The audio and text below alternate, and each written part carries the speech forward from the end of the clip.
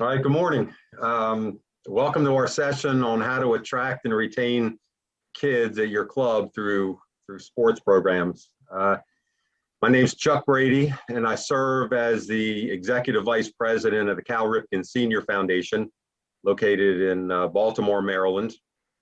We were founded by Baseball Hall of Famer Cal Ripken Jr., which many of you may be aware of.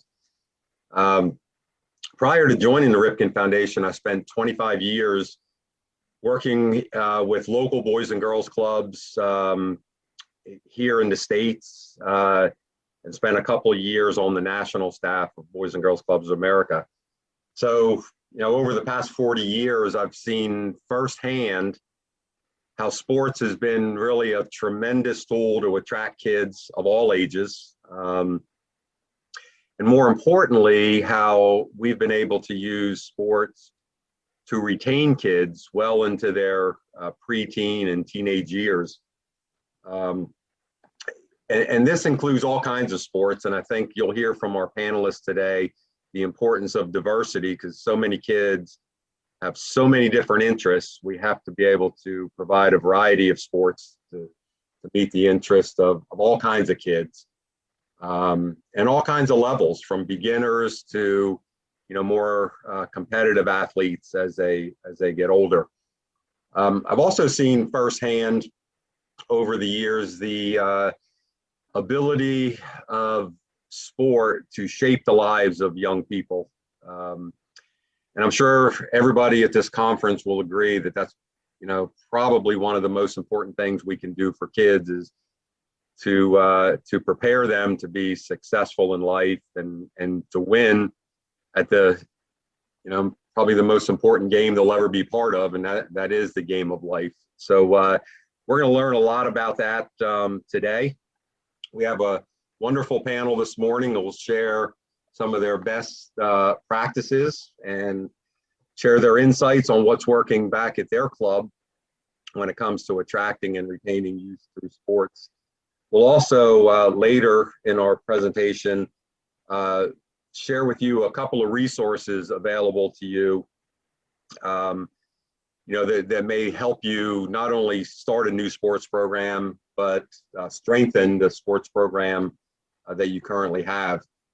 And just as a reminder, and I'll do this early on, we're going to have a question and answer session at the end. And I encourage you all to write your questions in the chat box that you see on your screen, so we can have those questions lined up at the end when it's time to take your questions. So let me, first introduce our panelists. First, let me start with TJ Buchanan. TJ serves as a director of youth development for World Lacrosse. Andy Hamill, who serves as the national director of the National Association of Boys and Girls Clubs in the United Kingdom. Mike McKernan, who's the CEO of the Boys and Girls Clubs of South Africa, and Martin Solder, who is the county director of the Essex Boys and Girls Clubs. So guys, thanks for being part of the panel. And let's kind of dive right in to some of the questions we want to pose to you to share with our audience today. And I'll start with Andy. Andy, can you tell us what type of sports programs have been a part of your program and kind of give us what their current status is? Yeah, sure. So I suppose I'm responding from a slightly different perspective in that I'm running a national organisation, so I'm not delivering sports programs directly into clubs. That said, I've worked with and supported clubs for around 22 years. So I know that there are all sorts of sports and physical activity programs going on within clubs across our network. So there are some sports specific clubs that we work with. So we work with a lot of boxing clubs within the National Association. We work with a lot of soccer clubs. We work with a number of cricket clubs and athletics clubs across our network. But also within our generic youth clubs, I suppose, there's a whole range of activities and sports taking place. So all of those things that I've just listed, the boxing, the soccer, the cricket, takes place within our youth clubs, but also other things such as table tennis, badminton, dodgeball, outdoor activity programs are going on. There's dance programs. There's all sorts of things taking place within our clubs. Also, as a national organisation, what we do is offer nationwide events and activities. So we run, as I've already mentioned, we do a lot of boxing. So we run a large boxing championships. We run a soccer tournament, a table tennis tournament. Martin, that's there, runs an adventure weekend that around about 400 or 500 young people attend each year. We offer a 100-mile canoe challenge.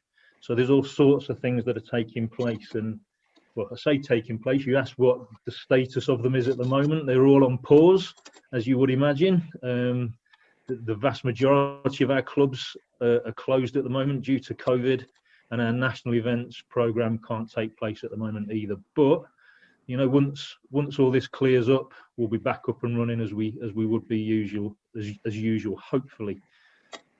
Yeah, thanks, Eddie. I mentioned all kinds of sports. Sounds like, you know, the clubs that you work with do offer all types of sports. You went from everything from table tennis to canoeing to boxing. Yeah. So as the audience, you know, kind of poses their questions and thinks through how they could get started, I think that's one of the most important things to keep in mind. You know, it's not just the traditional sports, team sports that a lot of us think of first. It's something that may attract lots of different kids with lots of different interests. Yeah. Mike, how about if we learn a little bit down what's going on down in South Africa with your club? Yeah, we're much smaller in scope than the guys in the UK.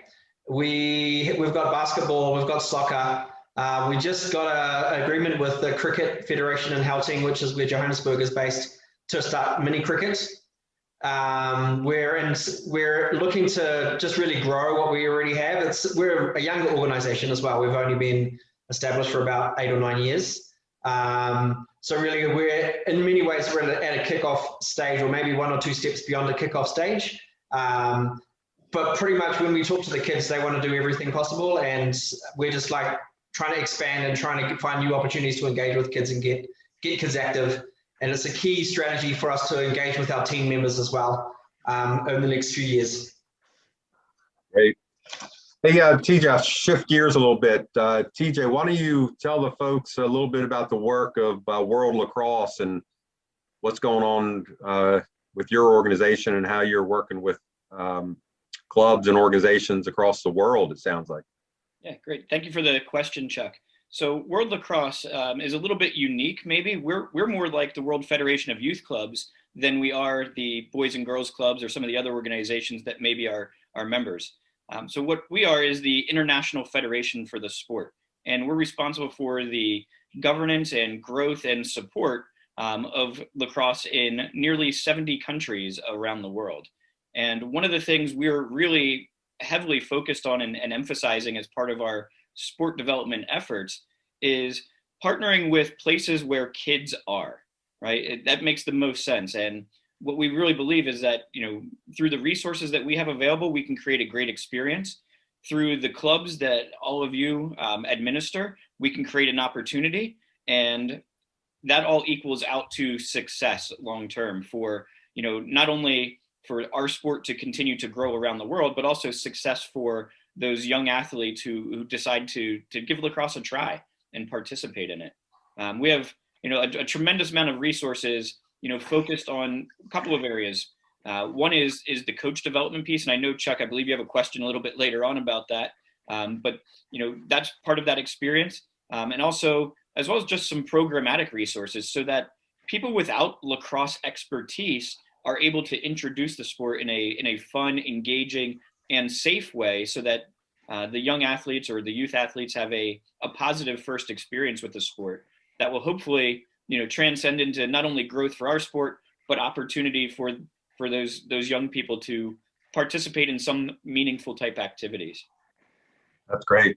We're going to maybe hear a little bit more from TJ when we talk about resources here in a few minutes. But let me ask Martin. The heart and soul of this session is, how do you recruit and retain kids through sports? So I'm going to kind of ask that question to Martin. How have you been able to recruit kids using sports, and are you able to retain kids as they get older through the sports programs that you offer? Yeah, thanks, Chuck. I mean, again, we don't run a club as such. We're an umbrella organisation, but we work with about 150 different clubs in Essex. And I'm also chairman of the club I went to as a young person. And I went there to play sport. I went there to play table tennis. And so the whole focus of our operation in the UK over the last 100 years has really been sport. And the reason being that we find that it's the ideal way to attract young people in through the door. And once you got them in through the door, you can then start doing the youth work and the other, sort of personal and social development stuff that you want to do with them. Clearly, it doesn't work for everyone, which is why there's the variety of sport that we've got across our network. And so, there'll be something on offer somewhere that suits someone. In terms of maintaining them, the young people as they get older, we aim to, a lot of our leaders and a lot of our coaches are young people that have gone through the organisations.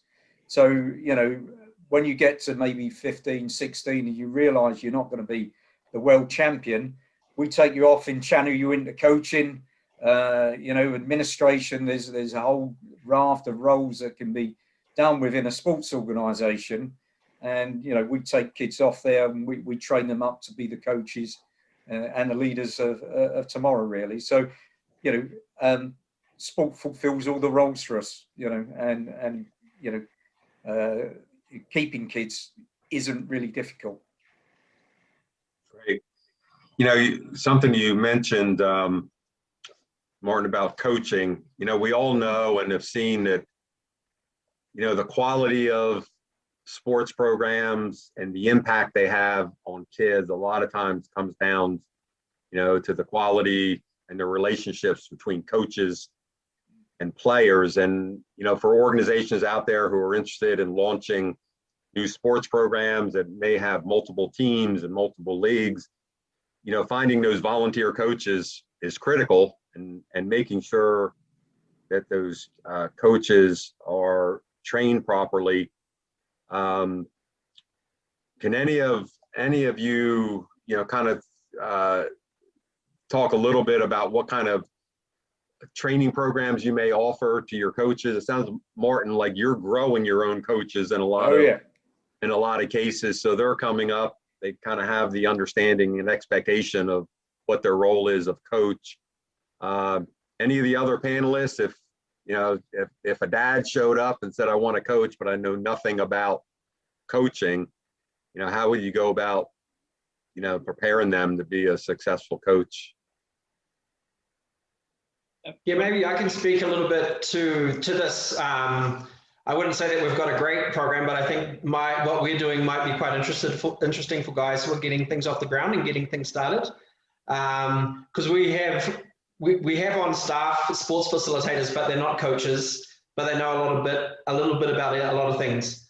And in part of our partnership with the Halting Cricket Body is they've just launched a 3-level online coaching program that also has like a face-to-face segment at the end of each period. And what we've done is we've asked all of our clubs to send us names of people who want to learn to be proper cricket coaches. And then we've joined them up with the regional cricketing body, and they're going through the training right now. Actually, they're doing the exams and stuff online. And then we're going to have a face-to-face workshop in early March where we'll get a proper fully level 4 coach to come, work with them for a few hours, make sure that they know what's going on, they understand the basics and the fundamentals. And then from there, we'll begin the actual coaching program with the kids on the ground.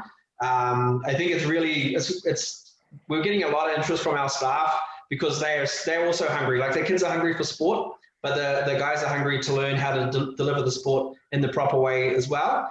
And we're also doing this, well, we're hoping to do this with softball in the next few months, as well as the Field Hockey Association of South Africa. So we're looking to, lean on these national bodies and other bodies like TJ leads, and then, with their knowledge and their capacity, bring our guys up to speed so that we can get the programs done in a proper way. Because we find a lot of the facilitators avoid sports they're not familiar with, so they just kind of get in the dustbin as soon as that one person who's passionate leaves the organization. So we're trying to make a bit more of a robust capacity within our organization. That's great. Those coaches are the key to your success. I know you see it firsthand. So the importance of recruiting and training, and we'll get to some resources in a moment where if you're looking for coaches training, you can turn to. Andy, you work with a lot of youth organizations in your area, and you described a pretty diverse sports program that you see, from, again, very simple, maybe one-on-one kind of programs to team sports, to those kinds of things. What are you seeing the clubs you work with doing as far as ensuring equal opportunities for girls? So are you seeing as many girls involved in sports programs, and is this sports a way to attract young women and retain young women in your boys and girls clubs as well? I think across the UK generally, there seems to be it seems to be difficult to attract girls and young women into sport and activity. A lot of our sports governing bodies are struggling to attract girls and young women into sport.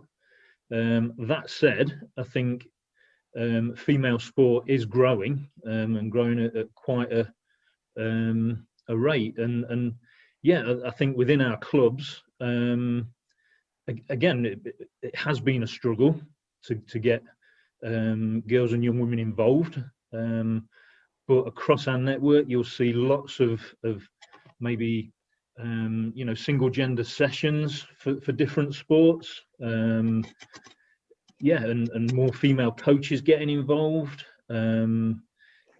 Within our boxing clubs, you see more and more girls and young women getting involved in the boxing clubs. I think football, am I correct, Martin? Football or soccer, sorry, is one of the fastest growing sports in the UK. So yeah, and I think general fitness, general fitness activities, whether it be circuit training or aerobics and that sort of thing, you'll see a lot of girls and young women getting involved in those activities across our clubs. Great. Anybody else want to address that? Are you seeing more girls involved, or is it something that you really have to focus on and target? Can I add, Chuck, to what Andy just said, really about the UK? I mean, the history of our organisation has been about pioneering certain sports and developing them. So we got boxing and soccer going before the governing bodies were set up. And I think with women's sport, it's very similar at the moment. So, for the last 10 years, we've been focused on women's soccer, in developing, that within our organisation, and we've been very successful. Lucy Bronze, the World Player of the Year, came through our Women's World Player of the Year came through our organisation, and we're sort of at the moment pioneering women's boxing and fitness development. But it is always a struggle. It's not as well developed as sport for boys and young men. But almost all of our organisations are open to both sexes, and we're pushing to balance it all out. So great, Mike. I'm a big fan of field hockey. My daughter played field hockey, from when she was young all the way through college. So you should have to come and do some clinics for us here. And she now coaches high school field hockey. So that's I know we see young women in our area. Field hockey is really a growing sport for girls, and more are getting involved. So we talked about some resources, and we want to make sure we share a couple resources that if those of you who are viewing in today are interested, learned a little bit about what our group is doing, got some ideas, want to learn where to go to get maybe some resources to get started. We're putting up on the screen a link to the Ripken Foundation, my organization's resource portal, which is open to anyone. You just go on to the link that's up on the screen. You'll see all of the resources that are available on our portal, everything from videos on coaches trainings to how to conduct practices if you're a coach for all kinds of sports, webinars, other youth development resources, just a whole variety, including I think it's a 12-piece curriculum that's designed to teach kids life skills through sports. So all the curriculum is designed to be used on a playing field by your coaches, to use the sporting opportunity that they're going through to weave in some important life skill development. So so please, I encourage you to visit that website and see if there's some resources on there that can help your organization. And of course, all this is a service from us, so free of charge. So go on there and poke around and see what you can find. And then I want to ask TJ, if somebody was interested in starting a lacrosse program, where would they go? How would they get more information or get a hold of the World Lacrosse? So there's really two ways that we can do that. So World Lacrosse, as the international federation, is connected to nearly 70 countries. And if you come directly to us, and I'll use Mike as an example, Mike and I had a chat a week or so ago about, hey, how do I get lacrosse, at the Boys and Girls Clubs in South Africa? Almost immediately, we can connect you with the national governing body for your area.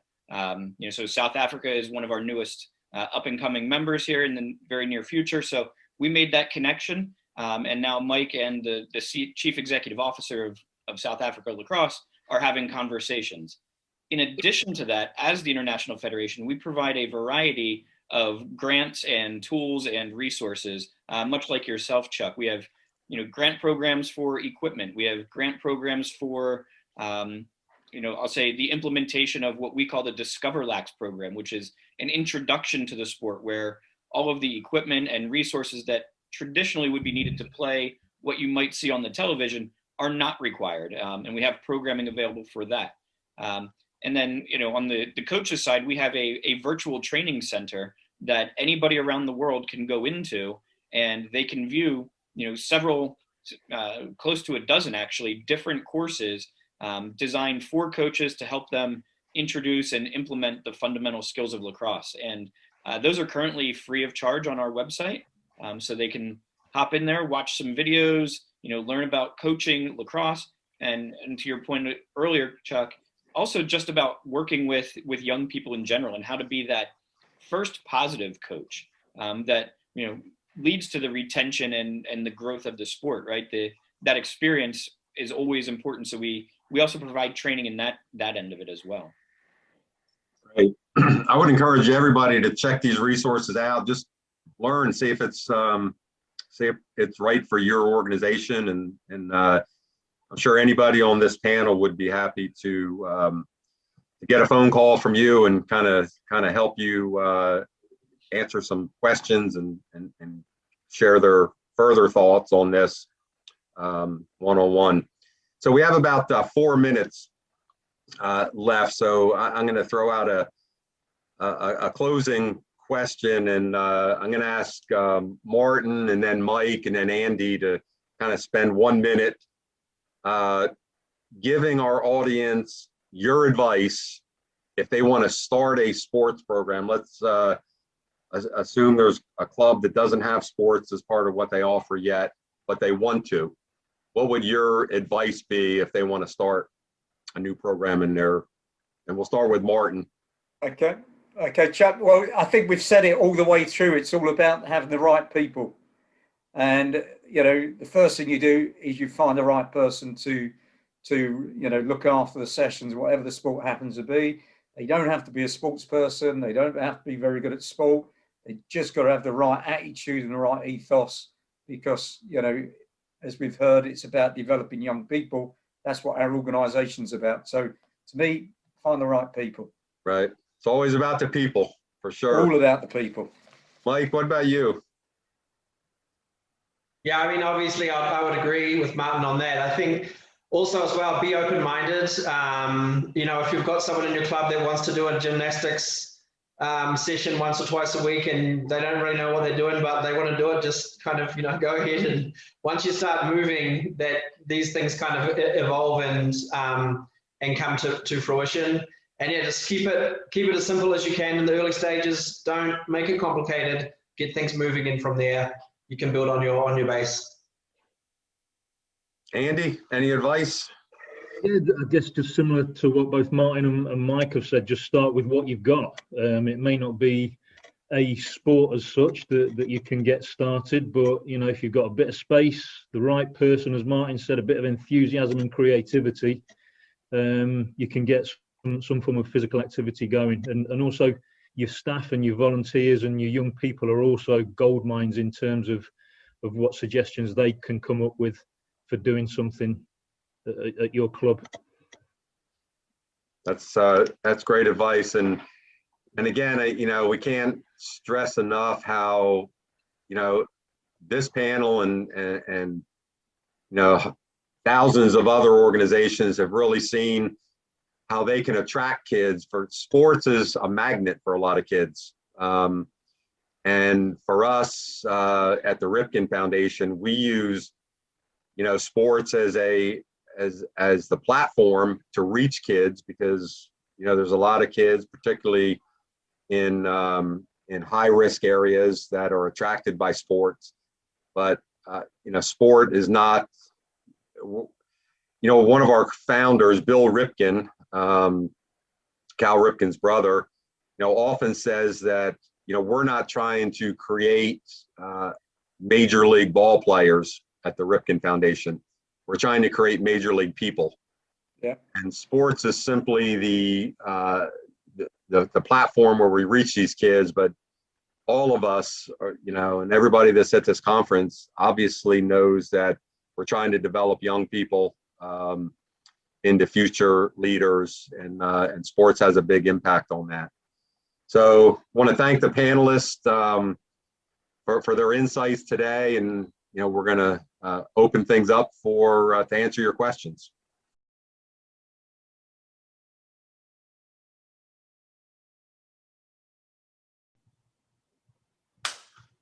I want to thank all the panelists for all of the exciting information they get shared on their programs. And, you know, now it's time for us to kind of open it up to our audience for questions. You'll see that Mark Shamley has joined us. Mark's going to facilitate this piece of the presentation. He's got questions coming in from the audience. So, Mark, why don't you fire away? All right, Chuck. All right, so let's get things started. This, I think, is a great question, and it's from Julie. What are the challenges, if any, in getting girls involved in sports? So this is the gender equity question. Who wants Mike, you want to take a shot at that one? Mm-hmm. Who? Sorry? Mike? Oh, Mike, yeah, okay. Yeah, I think it's an important question. I think you really need to have the programs that are interested for the different genders, right? So I think you need to go to where the kids are, you know, meet the kids where they are, rather than trying to fit them into and pigeonhole them into specific kind of sports programs. For example, in our clubs, we include our dance program in our sports program. And we see, more of the girls participate in that than like the basketball and these kind of things. So I think you need to have a diversified program option for boys and girls, and understand that they don't, they have different interests. Not always, but in many cases. So you just need to cater for what's going to appeal to them, what's going to engage with them, and what's going to keep them coming to the club.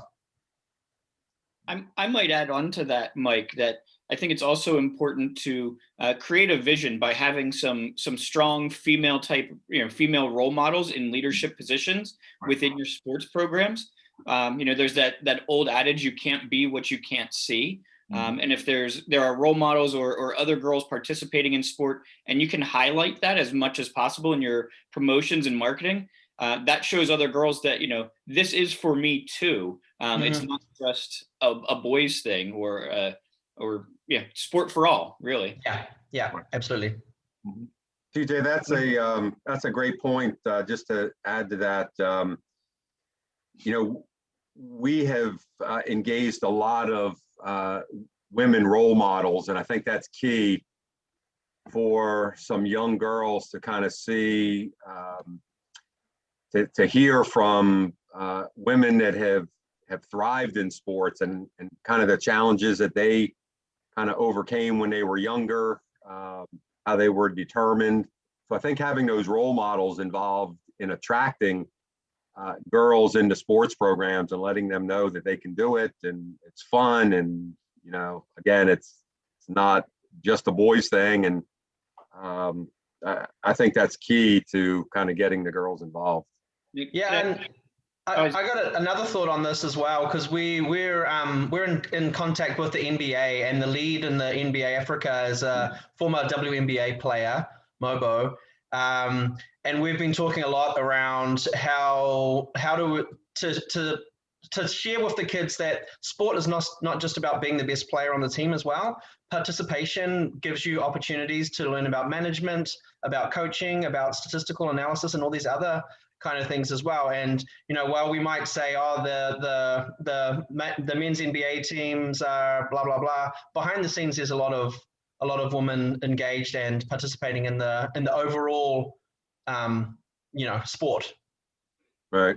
Yeah, Julie, that was a great question. And it's not lost on me that as I look around our panel, we're all guys. So, Julie, thank you for calling us out on that. I appreciate that. We duly noted, right? So here's the next question, guys. So how do you unleash a staff member's full potential in delivering sports programs? This is from Will. This could go to anyone.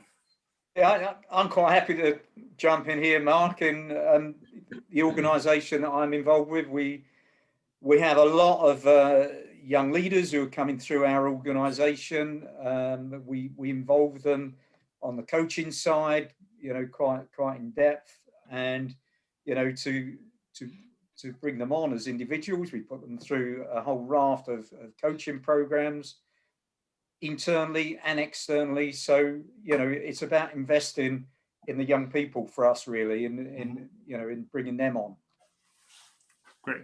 Anyone else want to tackle this question about investing and unleashing your staff's full potential?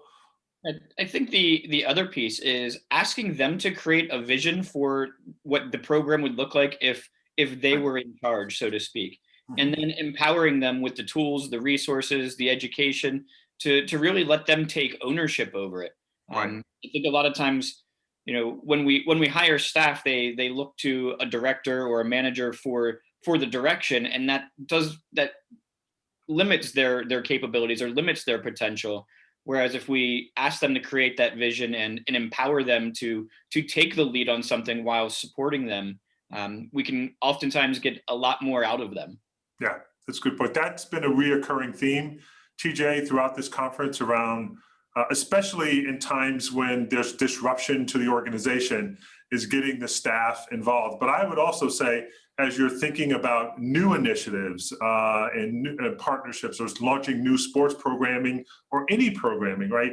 Sit down with the folks who are going to be on the front lines and get your staff involved, because they can help guide you and direct you with the right kinds of elements to your program. So for sure. Mark, and I think what gets kids excited is the passion the coaches bring to the program. Mm-hmm. And if you have a coach that has the passion behind their sport that they want to teach kids, let them go. Mm-hmm. Because that's what's going to get the kids excited, is see that passion in their coach and how much they believe in their sport and want to pass on as many skills and as much wisdom around the sport as they can for the kids. Yep, for sure. This the session, gentlemen, was like, how do you use sports as a way to attract youth? Can you talk a little bit about, and this question is around promotion, right? So how do you promote your programs? How do you get the word out to drive the demand and interest in your programs that ultimately bring more kids to your doorstep? Again, one of the best ways for us is the word of mouth. In that actually, good quality coaches, good quality facilities. The word gets around very quickly in the community that you're the hub for whatever the particular sport happens to be. And I know Mike was over last summer, and he came to one of our clubs that is very big into cricket. The guy who runs it is an ex-professional cricketer, and there's various other layers of cricket within them. But that place is known as if you're interested in cricket and you want to play the game, that's where you go and play it.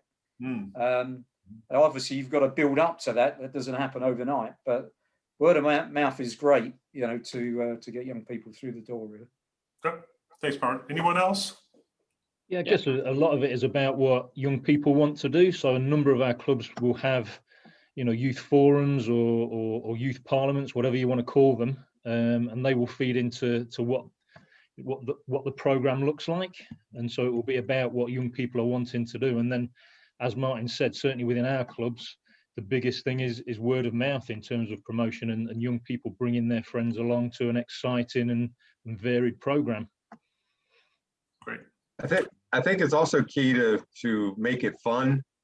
Kids are really all about having fun, and if you can promote your sports programs as something fun for kids, and I think it's important to offer a variety of levels of sports, because if you're trying to attract kids, you want to retain them, so you don't want them to come out for a sports league and kind of feel intimidated or that they don't fit in.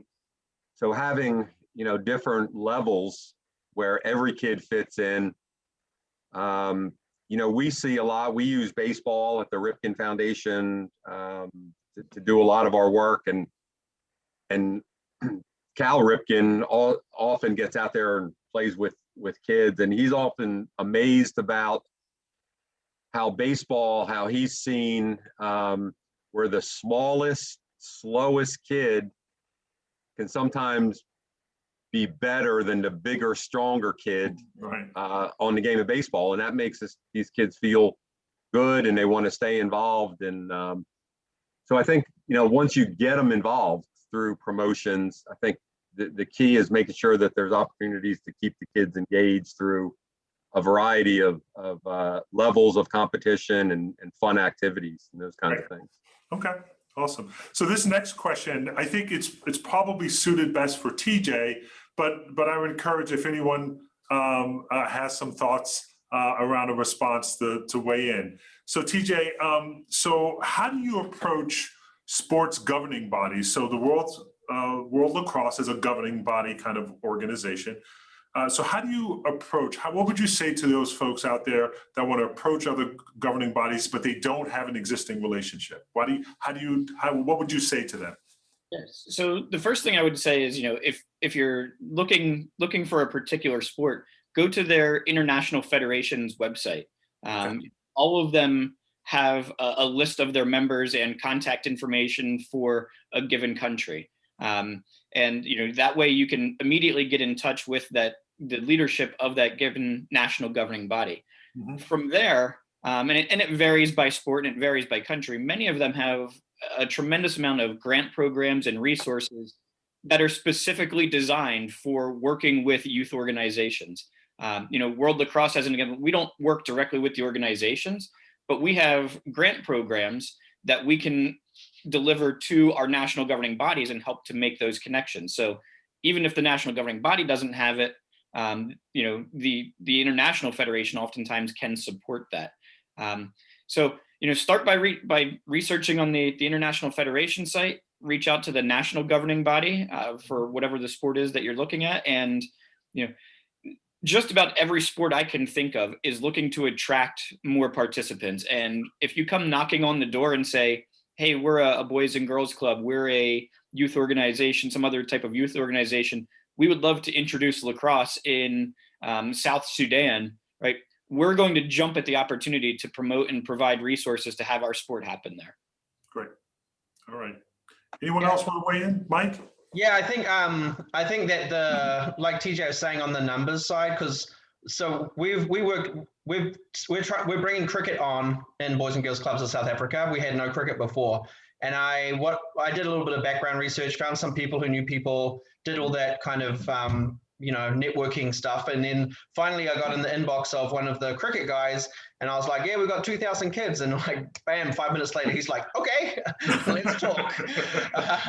Because like TJ said, it's like out of the box. I'm like, guys, we got 7 sites, send us some stuff, train our guys, we've got cricket, and you can add to your, because a lot of these guys have KPIs, we need to increase participation, blah, blah, blah. Right. I just want to endorse that saying we are ready to introduce your sport. It was like really impactful on that relationship. Great. So Chuck, I think we got time for one more question Okay. if you're up for it. All right. So I'll read it here. So I understand, this is probably for Martin and Andy. So Martin and Andy, I understand you have organized sports competitions in the UK. How long would you say it took for you guys to get it to that point where you have these kinds of competitions going on all over the place? You want to go first, Andy? Yeah, sure. I'll go first, and then you can correct me, Martin. Okay, I'll certainly do that. And remember, we only got about 2 minutes, so. Okay, all right. So I suppose we can answer it in a historical way or kind of like a modern day way. Historically, so our original clubs go back to the 1800s. So I might look a bit old, but not quite that old yet. But one thing is for sure, that as soon as those clubs started to get established, they pretty soon started to come together for joint events, whether that was sports events, whether that was training or whatever it might be. The National Association of Boys and Girls Clubs today in the UK is kind of a reborn organisation. And it's what we came together to do, was to do joint events and activities. So as soon as we started up again, we got on and did joint events and activities straight away. So it was a fairly quick process for us. I don't know if you want to add to that, Martin, at all? Yeah, very quickly, I'd just say it's taken us about a year to get a full program up and running again. Okay. Yeah. And actually it's about responding to the needs. So some of the events are old and well established, but this year we're planning to run the UK's fittest teen event around CrossFit. We started to look at it last year. We've got this national event that we've already launched and we're going to run this year. So it doesn't take a long time. It's just doing what people want to do and then including it in some sort of joint event. Great. Well, gentlemen, I want to thank you. Chuck, thank you for being such a fantastic moderator. TJ, Mike, Andy, Martin, appreciate all of your insights and wisdom on this topic. And so with that sort of ends our session. I just want to remind everyone, please fill out the evaluation. You just scroll down, click on the evaluation button, and there you go. We value and want your feedback. And so we're going to go into a break, but after the break, we're going to have a great message from one of our newest collaborators from good for good World Lacrosse. So thank you again, and you guys have a nice rest of the conference. Cheers, guys.